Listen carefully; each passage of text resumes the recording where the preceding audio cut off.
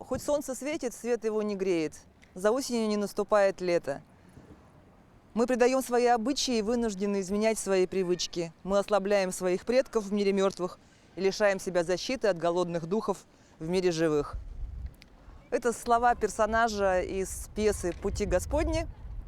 Хотела начать со стихов, но вот эти слова меня почему-то зацепили.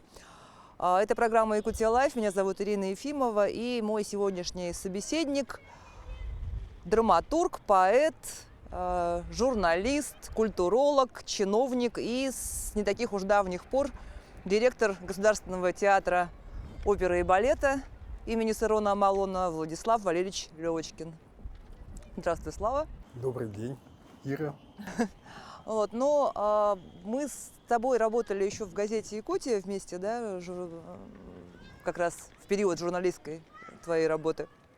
Вот, поэтому так уж будем на «ты». Скажи, пожалуйста, вот как тебе вообще, что поменялось? У тебя был долгий период работы в журналистике, потом был долгий период работы на госслужбе. Вот, сейчас как бы начинается некий третий этап, или как? Ну да, я приблизительно так себя ощущаю. Как-то у меня долгими периодами это происходит, но как бы я за стабильность. И, ну, видимо, жизнь идет, мы развиваемся, мы меняемся. Я никогда, конечно, понятия не имел, что буду работать в сфере культуры, хотя она мне всегда была близка, ты помнишь, да, мы и вместе тоже писали на культурные темы, околокультурные темы. И, конечно, многих деятелей культуры я тоже знал до того, как стал работать непосредственно как чиновник, как заместитель министра, ну и непосредственно уже в театре. Ну, так судьба сложилась, и, конечно, когда поступило такое предложение возглавить Оно было для тебя театр, неожиданным?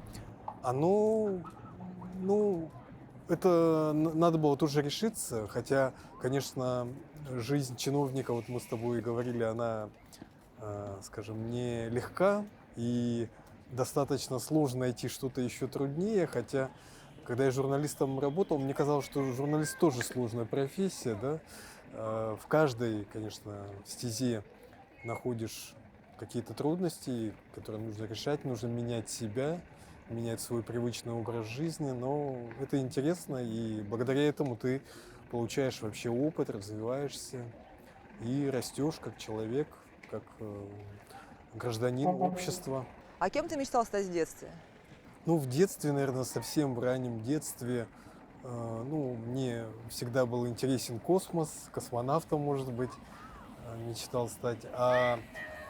Ну, в уже более взрослом возрасте я почему-то думал, что я буду работать за столом с печатной машинкой. Почему-то мне всегда так казалось. Хотя тогда, ну, не было еще компьютеров, они только, ну, начинали появляться, были печатные машинки, и почему-то меня к ним тянуло. Вот сам процесс печатный, почему-то я думал, что будет с этим связана работа. Ну, в принципе, так и получилось. Угу. В одном из своих интервью ты сказал, что у тебя менталитет северного человека, то есть даже не жителя Якутии, а именно северного человека. Вот в чем это выражается и чем отличается менталитет жителя Арктики, жителя Севера от жителя, ну, Якутска, например? Ну, Якутск мне всегда казался вообще самым жарким местом на планете. Самым жарким. Потому что мы приезжали летом, такого лета там нет на северах, да, там вяло текущая весна, переходящая сразу в осень. Ну, как бы мы тоже думали, что это нормальное состояние, мы жили с этим. Это в Черском у тебя детство прошло? В Черском, да, у меня прошло детство. До 15 лет мы жили там, ну, потом все уезжали, родители тоже решили поменять место жительства. Ну, вот где ты рождаешься, там, видимо, и закладываются какие-то вот основы твоего, ну, вообще мировосприятия. Конечно, как людям севера, которые, ну, как на машине ездили, летали на самолете, да, может быть, мне как-то проще воспринимать какие-то расстояния. В то же время, ну, вот сам, видимо, какой-то образ жизни такой вот сезонный, связанное с тем, что, ну, для меня нормальное состояние, когда зимой все время темно, да, а летом все время светло, да. То есть ты живешь там сезонами, не сутками, не месяцами, а именно вот как бы сезонами. И вот это, наверное, тоже какая-то вот такая неспешность, может быть, или какая-то созерцательность. Хотя мы жили в рабочем поселке, и рабочий поселок он всегда тоже кипел. Там у нас активная была и культурная, и общественная жизнь. И ну вот, моя мама работала в быткомбинате, например. Я первый опыт свой профессиональный получил в качестве художника-оформителя в кинотеатре. Это тоже, ну, как бы там случилось. У нас было там много кинотеатров, и везде писали афиши.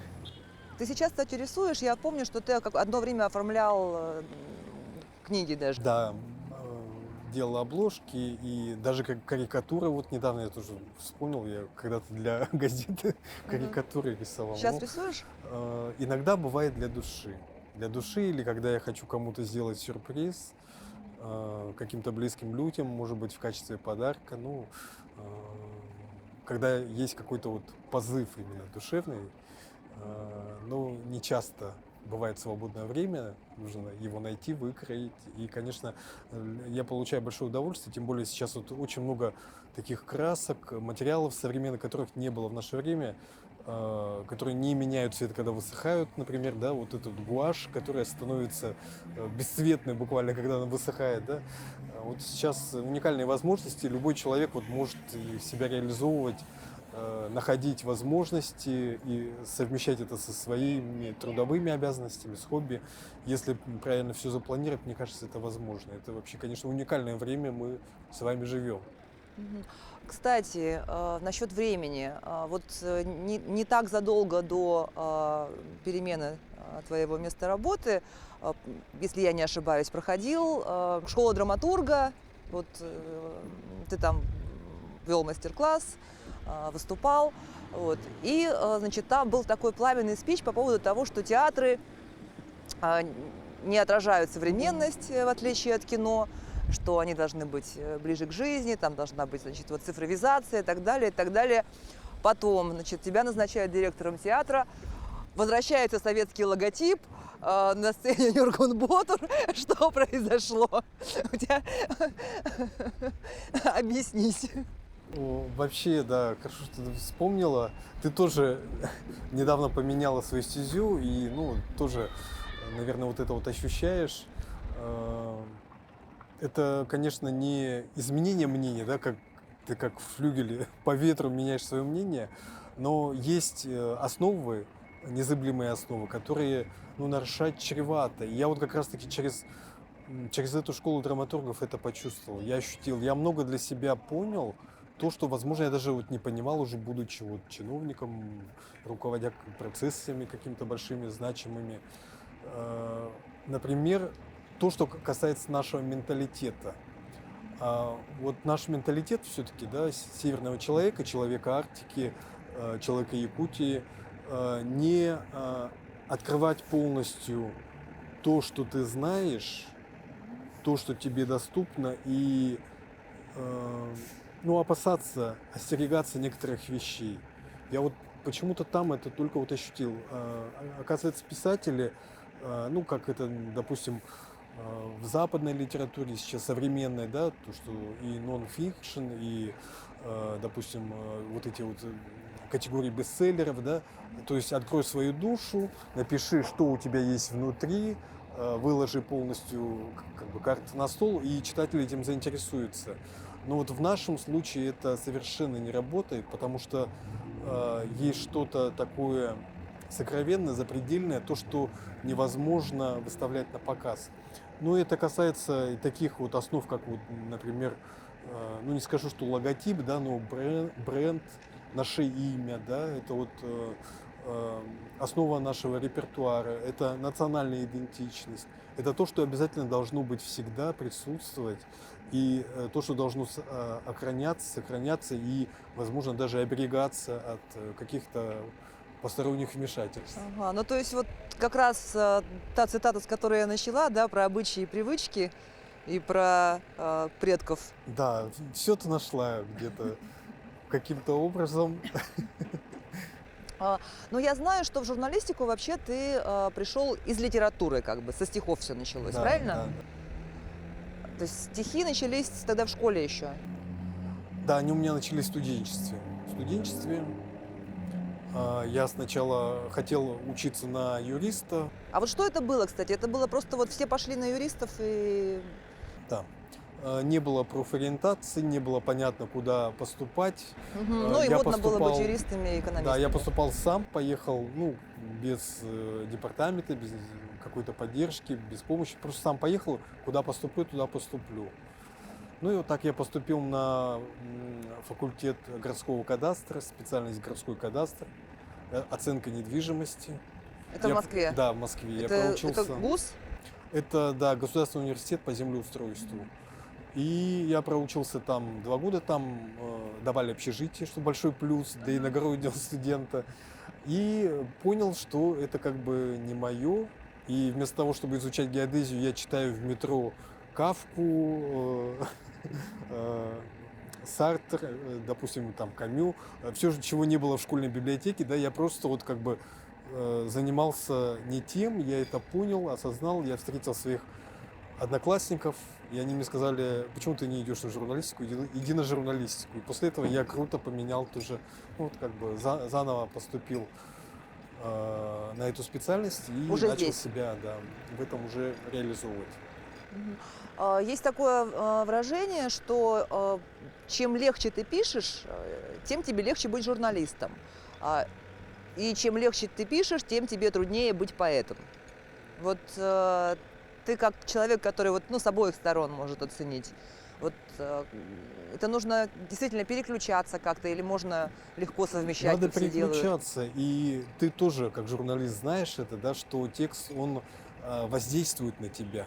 То есть не только ты его создаешь, а он тебя создает, он меняет твое мышление. Когда ты сдаешь полосу, да, ты выходишь на улицу, ты не понимаешь вообще, где ты находишься, да, кто куда едет, кто куда бежит, куда нужно тебе самому идти. То есть, ну, какое-то вот опустошение, да, каждый раз, который ты ощущаешь после сдачи недельного номера, да. Ну, у кого-то это еженедельно происходит, кто в еженедельнике работает, у кого-то один раз в месяц, да, у кого-то там, допустим, каждый новостной выпуск, кто работает на телевидении. Но это как бы нам всем присуще, и журналистам это присуще. Текст он меняет, и меняет тебя самого, твой образ мышления меняет и воздействует. Человек вообще так устроен, что он только через слово может воздействовать на другого человека. Иного способа воздействия, ну, физическое, как бы, я не говорю об этом, да, это не способ воздействия, да, оно все равно, как бы, ну, морального такого воздействия не приносит физическое, как именно словесное воздействие. И, ну, это вот наша специфика, особенность человеческой вообще цивилизации. А почему ты не стал блогером? Блогером, ну, я писал блоги до того, как, ну, вот, появились До вот живого эти журнала, по-моему, ограничения. еще даже. Да, что-то я пробовал, но что-то, когда чем-то занимаешься, бывает, что действительно увлекаешься, и ну, тебе становится уже это неинтересно, не нужно. Когда вот сейчас у меня совершенно нет времени тоже уделять этому внимание, потому что, ну, этим нужно тоже какое-то время посвящать, чтобы это было интересно, качественно. Нужно взаимодействовать со своей аудиторией, что-то для нее интересное готовить. Когда такой возможности нет, то ну, приходится переключаться на что-то другое. И ну, все равно, наверное, у любого человека должно оставаться место творчеству. Ведь для многих людей это как бы хобби и ну, такая отдушина от суеты, от жизненных реалий. Но вот у меня сейчас на самом деле творческая очень работа, очень интересная, и она сейчас полностью мое время занимает без остатка. Ты говорил, что творчество для тебя это своего рода терапия. Тоже в одном из Да, интервью. да, да. Что в какие-то сложные периоды или вот в периоды, когда что-то меняется. Да, вот когда ты работаешь или пишешь что-то именно в сложный период жизни, оно отличается от того, когда ты что-то пишешь, ну, когда у тебя все хорошо.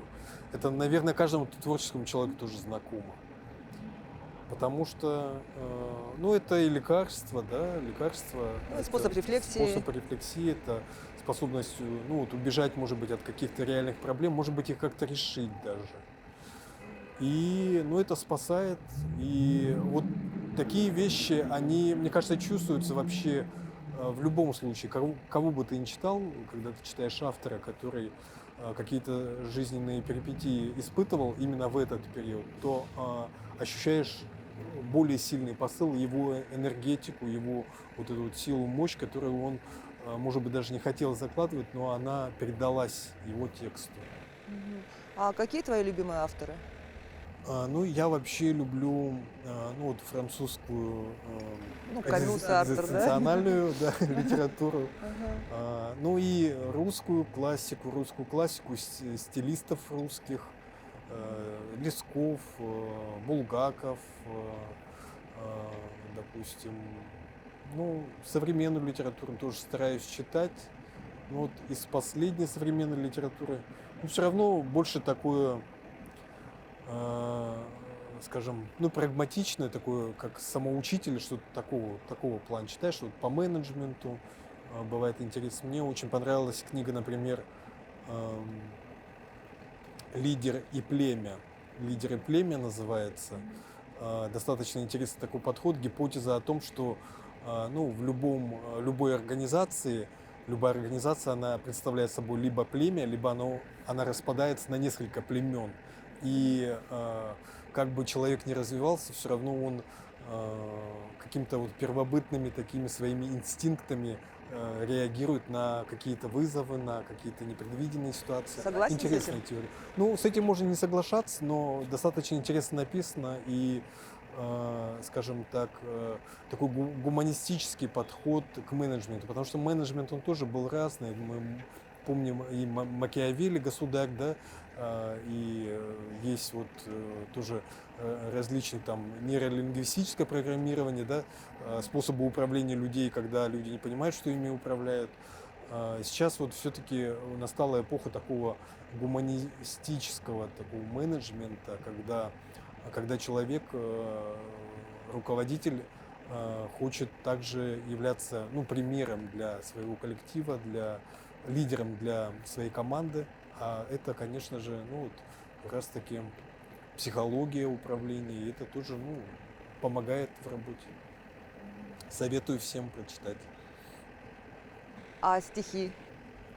Стихи нет, конечно, я уже не пишу, уже достаточно давно. Но стихи, наверное, вот для молодого возраста они больше характерны. Мгм. А как Каждый ты пишет 18 к лет. драматургии как ты пришел? Драматургии, Мгм. но вот Василий Егорович Харысхал, да, он в один момент сказал, что у тебя получится, пиши. И, ну, вот был первый опыт, как раз-таки вот святитель Иннокентий. Он мне сказал, что ты справишься с этой темой, берись за нее. И начал приносить книжки, и сказал, читай. И, ну, был моим учителем, сенсеем в этом направлении. Это был мой первый опыт. И, ну, меня это заинтересовало, поскольку, конечно, проза, она требует гораздо больше и усилий, и времени. Работа сценариста то же самое, да, это нужно быть всегда в команде, это бесконечные разъезды, ну, и я не могу себе такого позволить. Драматургия мне нравится тем, что там можно как бы концентрированно идею заложить, может быть, ты ее даже не развиваешь, как она вообще в идеале могла бы развиться, но ты ее закладываешь, описываешь диалоги, и, в принципе, ну, даешь на суд уже творческому процессу. Что-то выживет, что-то там останется, что-то не останется. Режиссеру понравится, он возьмет, не понравится, он не возьмет. Это уже как бы работа другого творческого человека. Мгм. Ну вот ты уже сказал о том, что всегда тебе был близок театр, и когда ты журналистом работал, но мне казалось, что это был больше драматический театр, нет? Больше драматический театр. Конечно, и драматический театр, и музыкальный театр я тоже, ну, вот со временем уже позже узнал, но, конечно, музыка — это очень сложный вид искусства и, наверное, самый сложный, элитарный и, я скажу, наверное, ну, все-таки далекий в большей степени от меня, от моих творческих, ну, вот, позывов. Но это может быть и хорошо, потому что я не буду, конечно, давлеть над творческим процессом в театре. Я сюда пришел прежде всего как управленец, как менеджер. И моя задача обеспечить вот и творческий процесс, работу творческих людей, которые здесь творят. Мгм. То Я есть не художественный специалист. руководитель тут отдельно. Да, художественный руководитель отдельный, я считаю, это правильно. Я считаю, что он обязательно должен быть музыкантом в театре Мгм. оперы и балета. Мгм. А, Вот этого, мне кажется, давно не хватало нашему театру. Именно грамотного, творческого руководства именно со стороны специалиста в музыке. Поскольку это все-таки штучный специалисты, их очень мало в республике. У нас всего 3-4 дирижера, которые могут работать в театре оперы и балета. И вообще число музыкантов у нас ограниченное, поскольку вот специфика искусства, которую сложно понять. Я понимаю, что этому учатся не один десяток лет даже, и специалистов готовят дольше, чем не в обиду будет сказано, да, специалистам, которые, например, операцию проводят, да, на человеке. То есть здесь музыкант, он готовится с 7-8-летнего возраста. Вместе с ним растет его инструмент. Он сначала садится за половину скрипки, потом четверть, половина, потом еще. С ним растет его инструмент, потому что он сам растет. У него растут по-другому пальцы, по-другому он мыслит. Это, конечно, математическое мышление, да. Как читать ноты я вообще просто не представляю. Ну, это, знаешь, вот просто люди какой-то отдельной, мне кажется, отдельной расы или отдельной какой-то категории. Потому что они понимают хорошо друг друга, они понимают тональность, они слышат тональности, они слышат, допустим, вот этими октавами. Октавами они слышат. Ну, я не знаю, это или роботы могут, или какие-то вот уникальные люди. Знаешь, я брала большое интервью тоже у твоего предшественника. Такая, неоднозначная, скажем, фигура, но нельзя отрицать, что он как-то это все всколыхнул, некий интерес вернул зрительский в какой-то мере. И вот со стороны у меня лично было такое ощущение, что вот он прямо театр как-то так потряс,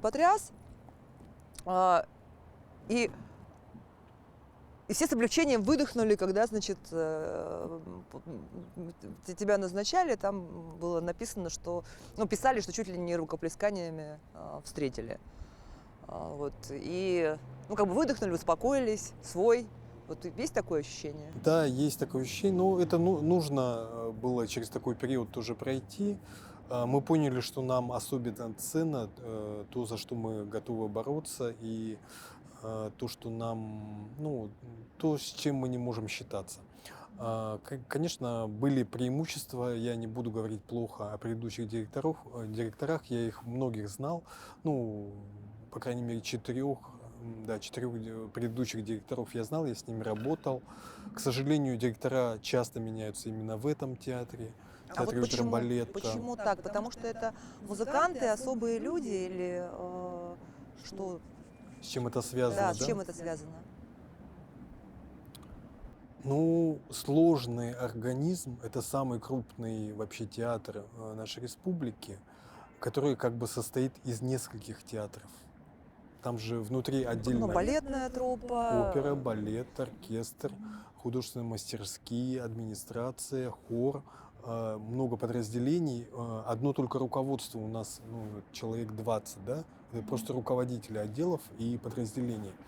Поэтому очень сложный такой организм, который, конечно, тяжело переживает и какие-то изменения, и в то же время вот его результаты его труда, они всегда сразу же видны. Они сразу же все видны. Они, на самом деле они отражаются в целом на состоянии нашей отрасли культуры, на состоянии профессионального искусства. Сразу же отражаются результаты. И ну, это очень большая ответственность, и сложно совмещать, конечно, все эти, вот, скажем, давлеющие интересы. Конечно же, у министерства перед нами ставятся определенные тоже задачи. Мы также, конечно же, сотрудничаем с нашими коллегами. Есть очень много, скажем, ну, вот таких внешних факторов, которые тоже влияют на театр сильно. Не только внутреннее состояние, но и внешний фактор. Поэтому, ну вот, видимо, сложные времена на самом деле мы переживали. Мы сейчас это еще не осознаем. Потом позже тоже будем, видимо, анализировать. У нас же был большой скачок в заработной плате, а он происходил очень неравномерно, нестабильно. Это было очень сложно, и финансовая ситуация в бюджете непростая, да, вот уже несколько лет.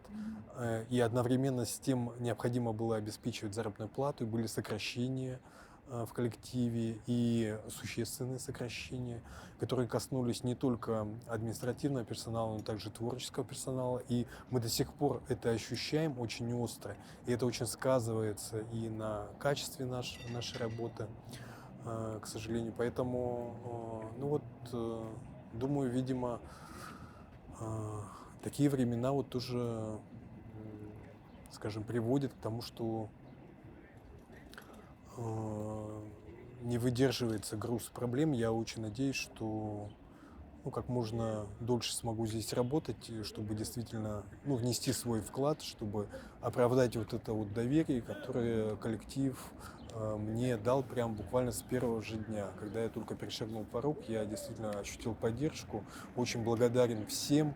И я думаю, что мы сплотились как команда, и у нас, конечно, изменения произошли, и сейчас происходят, но тем не менее я ощущаю вот такое сплочение, поддержку и действительно вот желание творческих людей работать и показывать еще более значимые результаты. И вот наши последние тоже примеры, они прошли очень успешно. Это, конечно, очень вдохновляет и наш коллектив, ну и всю республику тоже. То есть ты пришел серьезно надолго, да, сюда? Я надеюсь.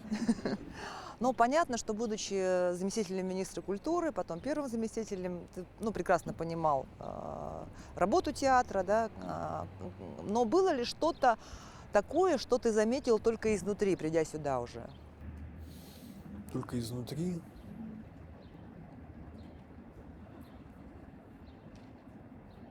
Ну, многие моменты, конечно, сложно понять, не будучи в самом театре, начиная вот от графика работы, да, ненормированный же рабочий день. И поскольку ненормированный рабочий день идет вызов, и люди работают по вызовам, это либо репетиционный вызов, либо показ спектакля. А показ спектакля у нас бывает, что и в 6:30 начинаются, а в 10 заканчиваются.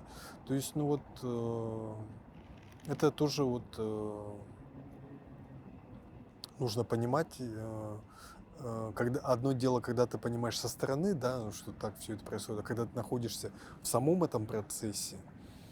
И, конечно, вот это такая кипучая энергия, когда очень-очень много сил, очень много усилий вкладывается в конечный результат.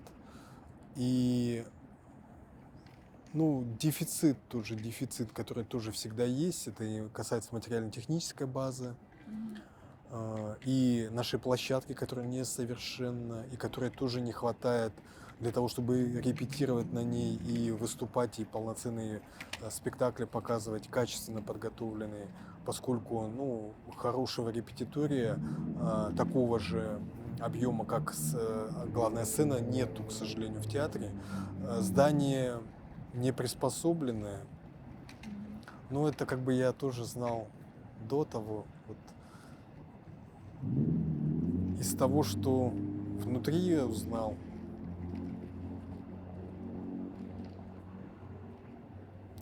театре. Ну, для меня вот, когда я только пришел в театр, было такое ощущение, как будто меня отправили в командировку. В какой-то населенный пункт, где я занимаюсь интересным творческим проектом. Ну, такое бывает у нас, да, отправляют, Ага. вот, например, на Какой-нибудь фестиваль открытие делать. спортивных игр Ага. народов Якутии, например, или какой-то фестиваль, да, Ага. Цеха-Ланхо. И вот у меня такое ощущение, как будто меня туда командировали, и я живу вот в населенном пункте в отдельном, и вот там у нас происходит такая интересная творческая жизнь. Поскольку там есть внутреннее радио, мы все узнаем, кто где находится, куда надо бежать, что делать по радио. Ты слушаешь по радио, там дают команду и понимаешь приблизительно, куда, ну, в каком направлении все происходит.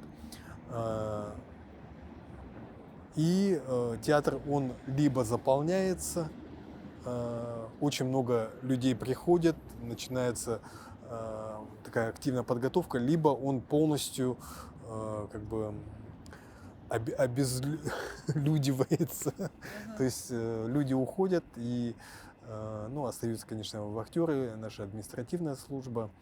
Э, Наплывами бывает такое столпотворение, и, конечно, ну вот, с одной стороны, это радует, как такой творческий интересный процесс, но с другой стороны тоже это все очень суетливо, иногда бывает сложно, иногда бывает очень тесно, даже дышать бывает нечем в репетиционных, поскольку ну, коллектив достаточно большой по составу, а репетиционные они не были, конечно, предназначены для такого большого состава.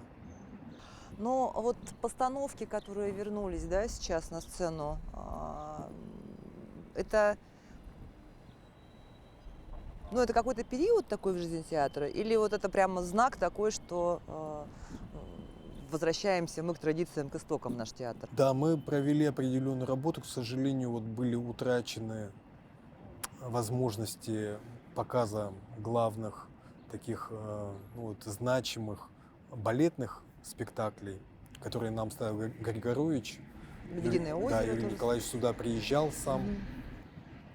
А учитывая, что у него сейчас очень большой возраст, и ну, вот он, скажем, не ведет сейчас такой активной уже работы, поэтому было сложно вот вернуть назад, отыграть назад. Но нам это удалось через наших менеджеров, через коллег, которые нам помогли.